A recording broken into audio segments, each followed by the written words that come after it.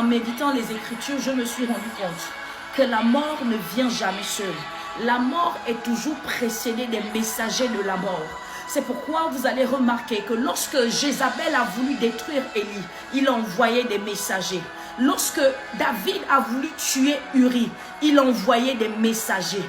Lorsque Jézabel encore a voulu tuer Naboth, qui refusait de donner son champ, elle a envoyé des messagers. La mort ne vient jamais seule. Il y a toujours des messagers qui viennent annoncer que voici ce qui est dit te concernant. Voici tel décret qui a été arrêté. Voici tel jugement qui a été établi contre toi. Lorsque Aman a voulu décimer le peuple juif, il a écrit une lettre. Ces lettres étaient portées par des messagers.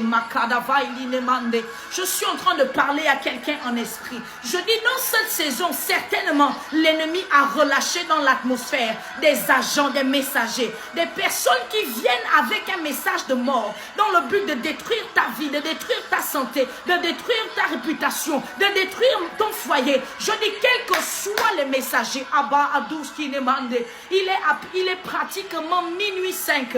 Je dis, je décrète et déclare que tout messager de mort qui a été libéré contre toi pour te donner un message de mort, nous les mettons en arrestation spirituelle. Nous mettons en arrestation tout messager qui parle contre notre famille, qui parle contre notre vie spirituelle, qui parle contre notre santé, qui parle contre nos vies. Je dis que tout discours qui se lève en justice contre toi soit paralysé au nom de Jésus. Je dis que tout hôtel familial qui parle avec notre nom, qui parle avec le nom de nos enfants, qui parle avec les noms de nos proches, je dis nous supprimons nos noms, nous cassons ces hôtels qui parlent contre nous et nous invoquons le feu du Saint-Esprit. Je dis tout esprit de mort prématurée qui en a après toi, après les tiens, nous relâchons le feu du Saint-Esprit. La soutée, la Bible déclare, quand l'ennemi se lèvera comme un feu, l'Esprit de l'Éternel le mettra en fuite. Que l'Esprit de Dieu mette en fuite tous les ennemis de ta famille, tous les ennemis de ta destinée, tous les ennemis de ton foyer, tous les ennemis de ton ministère.